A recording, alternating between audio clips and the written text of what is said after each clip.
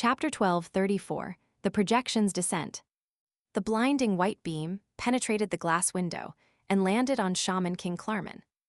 It then burst into an intense light, melting away all the undead, darkness, and evil.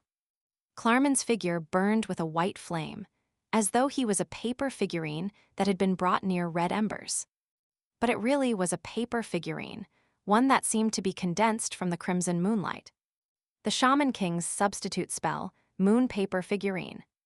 As the paper figurine turned to ash, the ancient Shaman King appeared at the top of the cathedral and cast his cold gaze at Emlyn White, who was standing near the bell tower. At that moment, within Klarman's blood-red eyes, it reflected the figure of Sharon, who was wearing a black regal dress and a tiny bonnet. Her body stiffened as if she had lost control of herself. Seeing this, Emlyn didn't hesitate. It was as if he had practiced it 1,000 times before. He aimed his vision of white at the Shaman King's left chest and prepared to activate the Sun Domain's unshadowed spear. As long as this attack struck Klarman's heart, this Shaman King Klarman wouldn't be able to use Moonlight Transformation to resolve it. It would also be difficult for him to recover using an artificial vampire's super recovery abilities. Of course, this would definitely cause more serious damage to Sharon, who had possessed Klarman. However, if they could quickly resolve their target, she was willing to pay the corresponding price. In the previous discussions, Emlyn, Sharon, and Merrick had already discussed a few similar plans and had come to a consensus. This was also the reason why Sharon didn't restrict Shaman King Klarman by tightening his clothes. Compared to a wraith's possession, that was easier to resolve for the opponent who could use Moonlight Transformation. As for whether Klarman would be ashamed of running naked, the answer from the magic mirror was no. Taking all these under consideration, they eventually chose to let Emlyn White attack the target, so as to deplete his moon paper figurine to create an opportunity for Sharon to possess him. The transparent glass sphere in Emlyn's hand glowed once again, extending out into a blazing spear that had turned extremely white. But at this moment, Klarman, who was standing at the top of the cathedral, suddenly underwent a transformation. A crack quickly split open in the middle of his forehead, as if there was a blood moon embedded in it. Moonlight surged out like a tidal wave, causing the illusory, blonde, blue-eyed Sharon to float out of his body uncontrollably.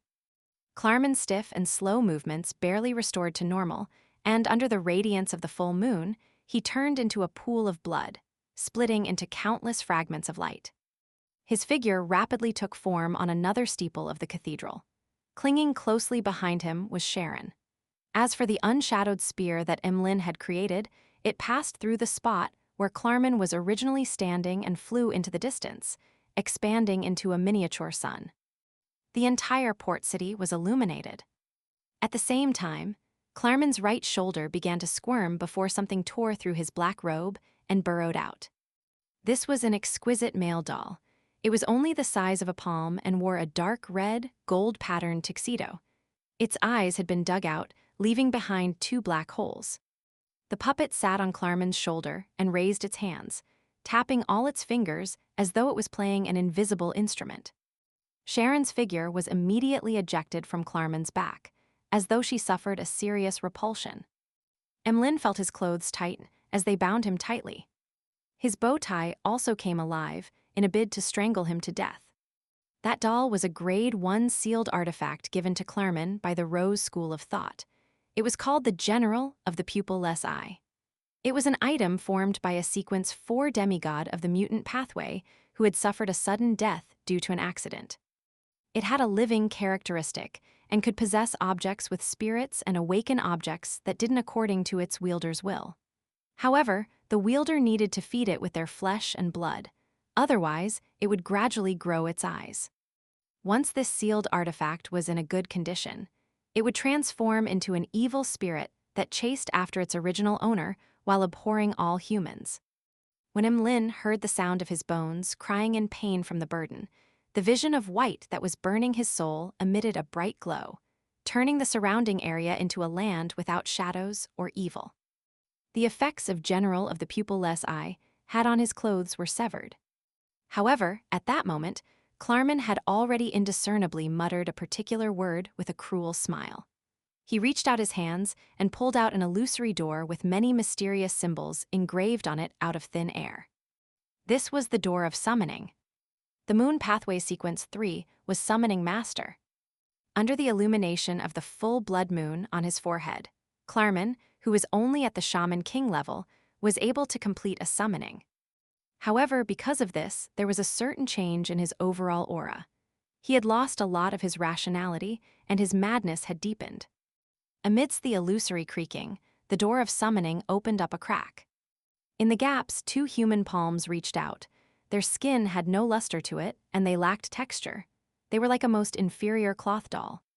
Outside Phaeltech City, the Rose School of thought believers and followers who had originally planned on attacking the lone army's defense line after the corpse horde's attack had begun to kill each other, their rationality completely gone. Some of them, who were originally ordinary people, bent their backs and grew grayish-black wolf fur. The corners of their mouths tore open as sticky saliva constantly dripped. Some of their skin was dyed black and had become as hard as steel. Some lost their hearts and fell to the ground, only to get back on their feet as though nothing had happened. Some of their bodies turned transparent, as if they had become shadows. The descent of abomination, Sua's aura had tainted all the living creatures in the vicinity, causing them to either break down and suffer a tragic death, or turn into werewolves or zombies.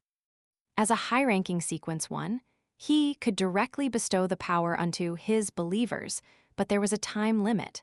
However, this method might not be the hope of the resistance. On the other side of the battlefield, over 2,000 meters away, behind the lone shelter.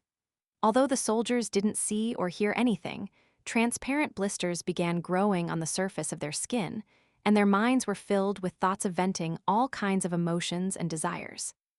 It wouldn't take long for them to go mad one by one and turn into irrational beasts. Across this base, even to the interior of Phaeltech City, it would be a challenge to find humans who could still maintain their clarity of mind. Suddenly, they heard a chant. It was a chant formed from sacred and ethereal voices. This chant came from the Evernight Cathedral in the city. It was as though there were many choirs praising the goddess. The soldiers, citizens, and officers fell asleep one after another behind the shelter, inside the trenches, and on the streets. They dreamed of a tranquil darkness, moonflowers, and night vanilla. Their bodies and minds became extremely peaceful, and they were no longer affected by evil. In the Evernight Cathedral in Phaeltech City, the high-ranking deacon of the Nighthawks, the goddess's eye, Ilya, tried her best to maintain the dream that enveloped the entire city. She was unable to interfere with the demigod battle outside. At the same time, Klein and Rionette Tynker felt the change in the surrounding spirituality. It seemed to transform into layers of barriers that attempted to restrain them and restrict their actions.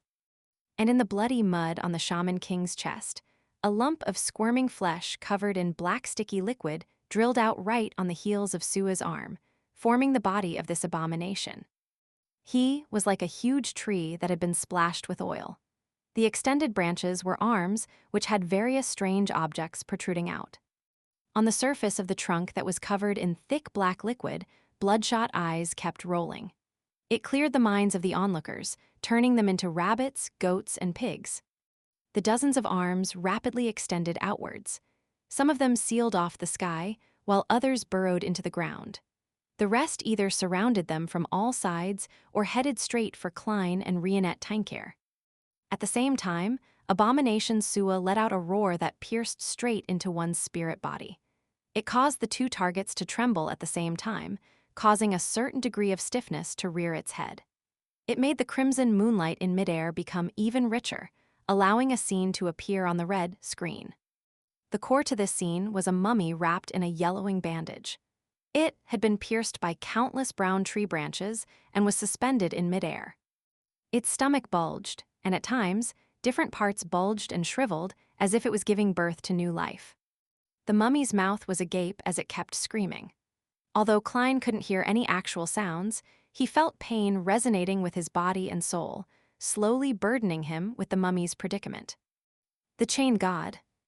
The roar of Abomination Sua was formed from ancient Hermes words that exceeded the imagination of humans. It was essentially praying to the chained god, and he had successfully received a response. The Mother Tree of Desire was unable to infuse too much power into reality. If one wanted to pray to her and obtain feedback at the angel level, they required a large-scale ritual. Of course, the influence the Mother Tree of Desire directly exerted and her attention via the chained god had qualitative differences. The chained god was originally not a true god, but he had contained the mutant pathway's uniqueness and two sequence 1B yonder characteristics, making him a king of angels. After giving birth to Abomination Sua, he even lost a sequence 1B yonder characteristic. When he was completely overwhelmed by the Mother Tree of Desire, he similarly suffered a life of isolation. Therefore, regardless of the essence of the Mother Tree of Desire, the effect she had on reality was limited due to the indirect methods used. But no matter what, the trap targeted at Rionette Tinecare was luxurious enough. As the projection of the chained god appeared, the entire land was dyed with a dark red color. Klein felt that his connection with the spirit world had been severed, and he could no longer use teleportation. His figure instantly leaped into a sea of flames. Taking advantage of the opportunity when Rionette Tinecare was fighting against Sua, he reached his hand into the void and grabbed at different spots. Finally, Klein pulled out a silver-black jewelry box embedded with various gems. Then, without any hesitation, he opened the second level. Box of the Great Old Ones. This Grade 0 sealed artifact's second level could transfer all living beings within its range to a particular scene recorded by it.